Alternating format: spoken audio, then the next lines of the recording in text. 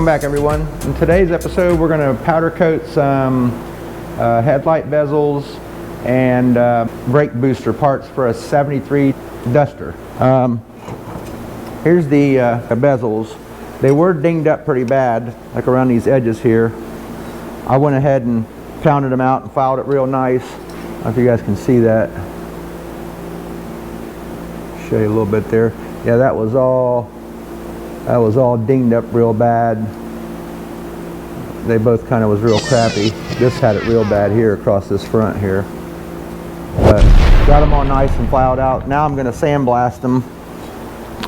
And then these, some miscellaneous brackets for his brake booster.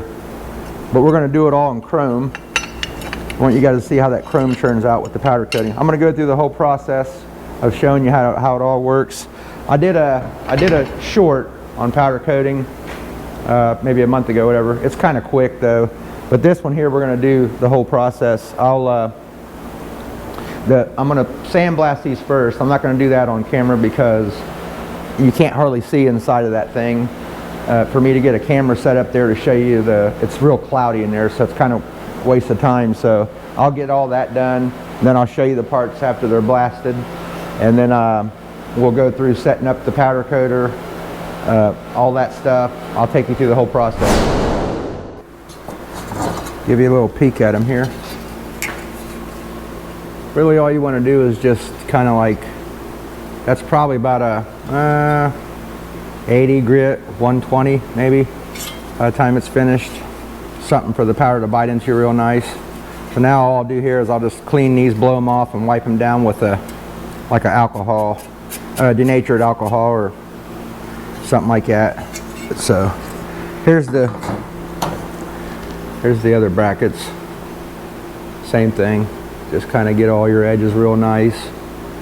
Like I said, I like to figure out a way to put something in the sandblaster. It's pretty cool watching that stuff get ate up on it. But I don't know about the cloudiness in there and stuff on the camera. I'll have to maybe put it inside of some kind of a protective, like one of those cases that they use for the water maybe. I don't know. Maybe check on that in the future. But I'm going to get the camera set up over here where the powder coater is, so you guys can watch me get that all ready and stuff to go, so you know pretty much the whole process. I'm going to go ahead and cut the let me turn it that way for you. I'm going to cut the booth on, get it heating, get it going, because you want to get it up to somewhat of a good temperature, maybe 200 or 300 degrees. Clean the parts, roll the rack in there, let them warm up for a little bit, kind of like degasses the metal, so to speak there. It'll degas it and get it ready. If there's any oils left or anything, it burns it off good for you. So kind of like a pre-prep. Some guys do it, some guys don't. Sometimes I don't do it, but I find that I have better success with my powder coating when I do it. So it takes longer because you have to heat it, but it's kind of like a preventative type thing. So yeah, I'm gonna get set up here and then I'll bring you guys right back.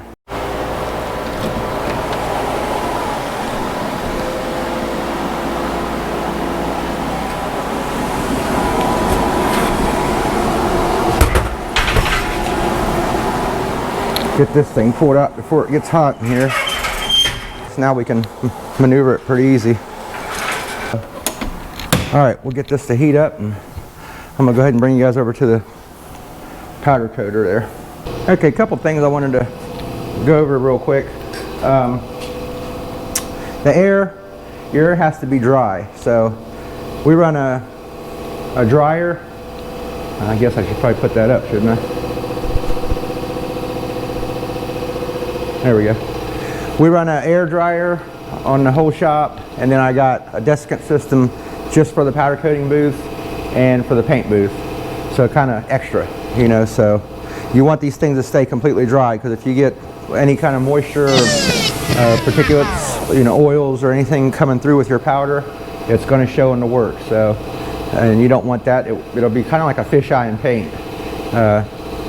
So preventative. Some guys, you can just use like a pre-desiccant system on these if you don't want to go as elaborate as a system like what we have going on here. But when you're painting you know, high-end cars and stuff, and you're trying to make them look nice and glassy at the end results, you need all that stuff, you know. So all right, I'm going to go ahead and blow this out, and then I'll bring you back when I'm putting the powder in the cup there, because I want to show you how I do that, because I sift it to make it finer. After it sits on the shelf for a little while, it gets to be a little, some clumpy here and there. If it's anything over a couple months old, it'll do that, but I just re-sift it with a flour sifter and brings it back to, you know, real good fine powder. So let me do that. I'll blow this out and get this cleaned up some, because it's kind of noisy, and then I'll bring you back here in a few.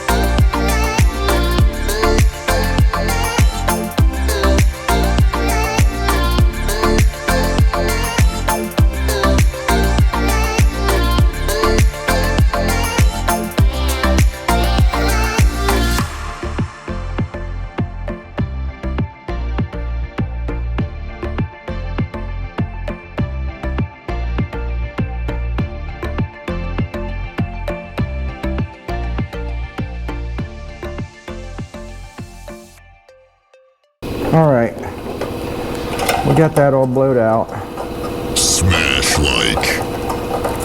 Now,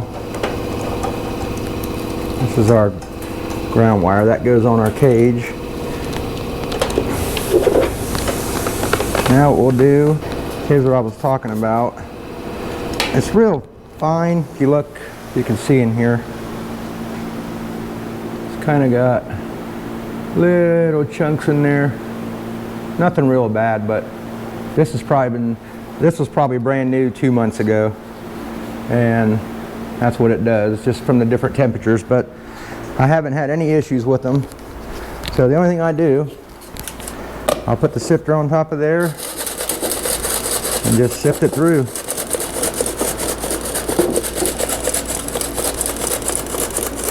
You can see some of the bigger particles.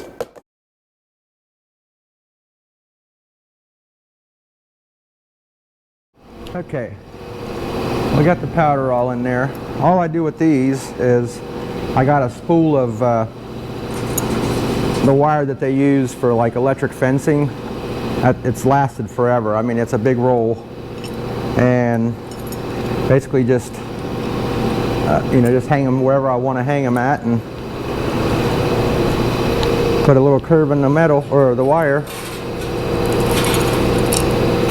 and that's it. You know, clean them off, blow them real good, and wipe them down with the denatured alcohol, and then we'll stick them in the oven and bake them and preheat them, and then we'll be ready to coat them. So I'll bring you right back here shortly. All right, I'll wipe these down with a little bit of alcohol. I just try to soak them, and then I'll blow it all off to get any of the lint, whatever's left. But you soak it good. That way you know you didn't miss nothing. I usually use denatured alcohol. I ran out. And also on the microfibers, I use blue ones, because the yellow ones, or I think pretty much any other color other than blue, they bleed. The color comes out of them as soon as you hit them, as soon as you put the alcohol on them. Blow this stuff off when you're done.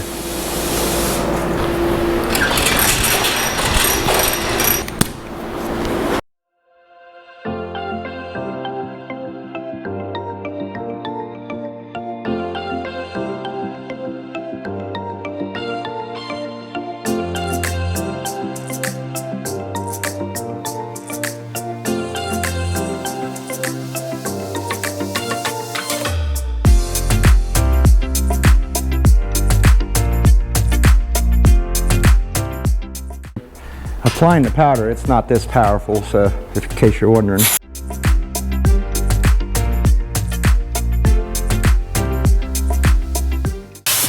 Alright, let's get this thing in the oven.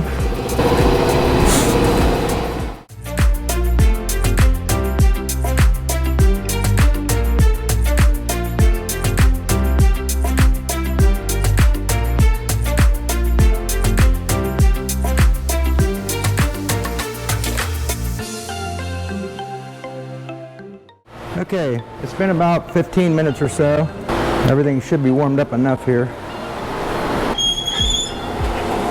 Yeah, maybe if as long as I keep it real easy.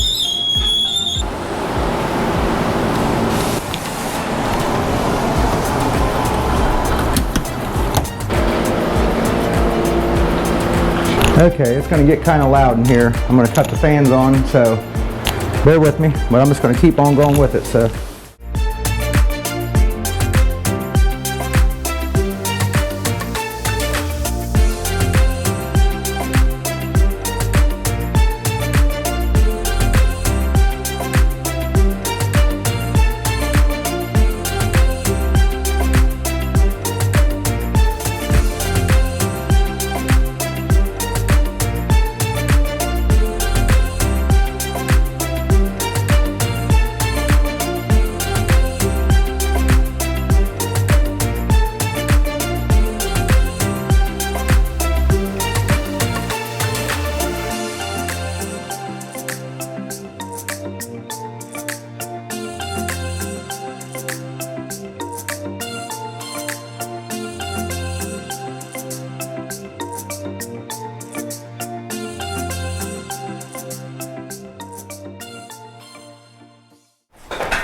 Now got to be real easy here.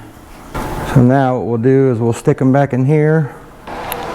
When the alarm goes, or the beeper goes off. There we go. Okay. Let you guys take a peek in here before we close it up. That's basically all it is. 4 elements. There's the light. A big oven. One big oven. If you want it to really turn out real good, the more you can keep it clean and keep your water and stuff down in the air hose, the better. So, okay, we're gonna let this go for till it gets up to 400. We'll set it then for 30 minutes, and then we'll come back when they're about ready. Okay, they're up to temp. We went ahead and reset our timer. It's set on 45, but by the time it gets to 30, I'll be up to 400. I usually set it on, I set the timer on when it's about 350, 360, because by the time it reaches the 30-minute mark, it's up to 400. So we're there, we got it set, so when that thing goes off, I'll bring you guys back and we'll see what they look like. Okay, these are finished up here. We got some good news and bad news. The steel parts, which are these here, the ones I showed you that we had to blast down, they turned out good. And let me show you what happened to the bezels. This happens sometimes because of I don't know if I didn't degas them long enough or what. Well, I'm sorry, long enough. I don't know if you can see, like right on these edges, there's like little bubbles. That's where the metal's still gassing. So I'm going to have to strip these down and redo them, but this time try to put them in the, keep them in the preheat longer. So, but these here, they all turned out good. Sorry, camera died, and I'm also running on the camera mic right now, but these got a couple little things in them too, but he's getting ready to come over here in a few and see if he's okay with those. But these here I'm going to redo. Wish you guys could see them a little better. There, you can see them right there. There's like some little pits in there, like little teeny dots, and that's just to the metal, it's degassing.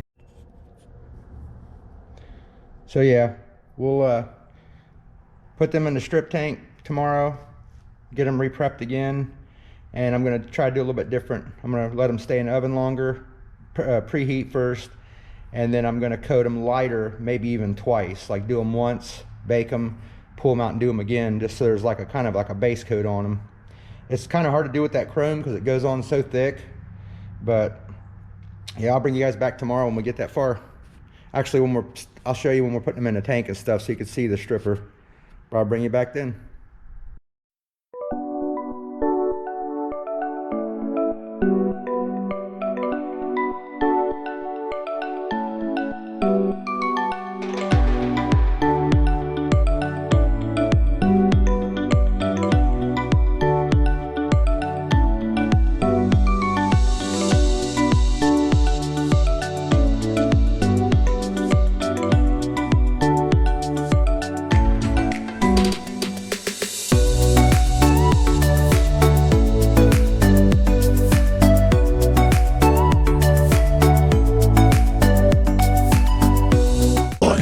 That stinks.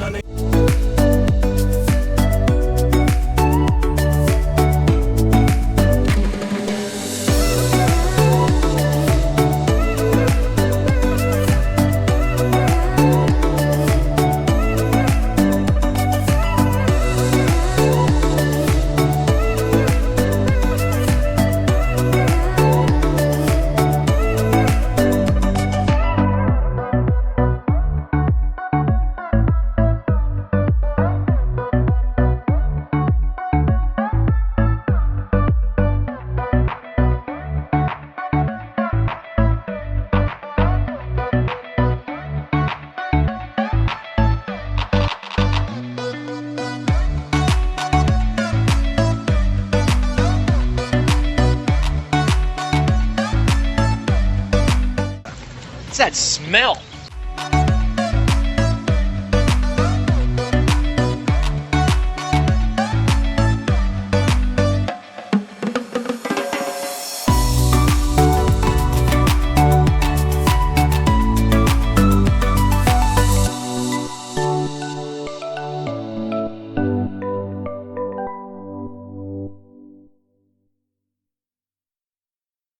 All right, everybody, we're back. We're going to finish up these duster parts, the bezels that had a problem. I just put a video out on cleaning the desiccant system. I found out that the beads was severely contaminated, so that was causing my issues in the powder there with the, they call it so many different things, but it's kind of like fish eyes in a paint job. So I thought it was the metal wasn't degassing enough. It was still coming through the powder as it was curing in the oven, and that wasn't it. So, because I did some other stuff on some regular steel just to test it, and it was doing it. So, after I cleaned those desiccants, I literally cleaned out the hoses with thinner, ran thinner through them, just to clean out whatever contaminants I had. I got these little foam things. I ran through the tube and the powder coating gun, tried to clean out all that stuff real well. So I just did some test panels, and they turned out good. I don't have one thing in it. I don't know if you can see that good or not, but literally, let me cut this light on. So no little dots at all. No fish eyes. So what we're going to do is, both sides I've done. I did two of them, 2 panels, and they both turned out good. So I'm going to prep them real quick, and then I'm going to stick them in. I'm going to use a little oven today. I have a little small Harbor Freight oven. I'll show you when I'm putting them in there, but just for small stuff and quick things. I don't want to fire up the big oven just for that. So I'm going to get them prepped, get them in there to warm up some, and then I'll bring you back here. Actually, I'll show you the machine when I'm putting them in there, or the other oven, and then I'll bring you back to the powder coater. We'll coat them and get these things finished up. Okay, I got the parts prepped. I got them in the little oven. Okay, there's the little oven. It's just a Harbor Freight oven. Put it up here for you. And I just got them hanging in there. Yeah, they're just hanging in there, just a small oven. We got to be careful when we're putting them in there so we don't hit nothing. So other than that, I'm gonna let them bake, and then I'll bring you guys back when I'm over at the powder coater. All right, I'm getting ready to pull these out of the oven. We're gonna bring them in here and do them. The fan's getting ready to cut on, so I'll probably put some music or something in there because it's kind of loud. Give me a second.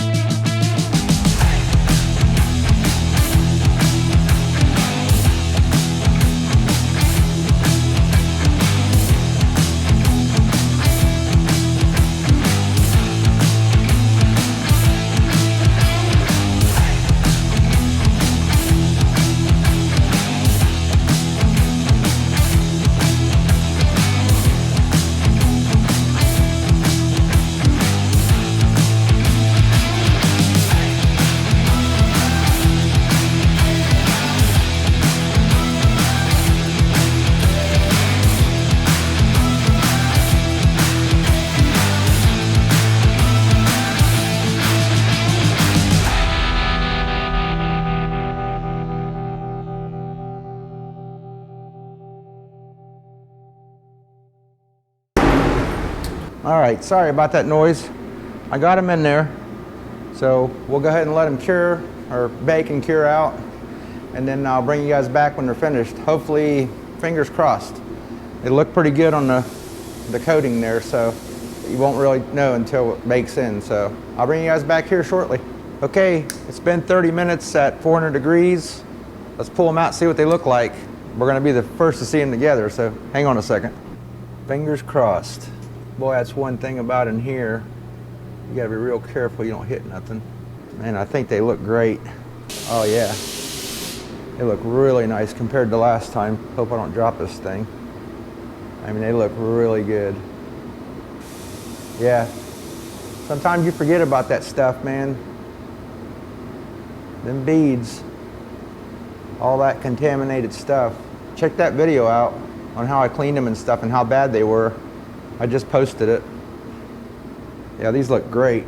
He's gonna be happy about those. Luckily, the brackets, they had a little bit of stuff in them, but you can't see them where they're at. They're kind of behind the master cylinder, so, and they're like put together.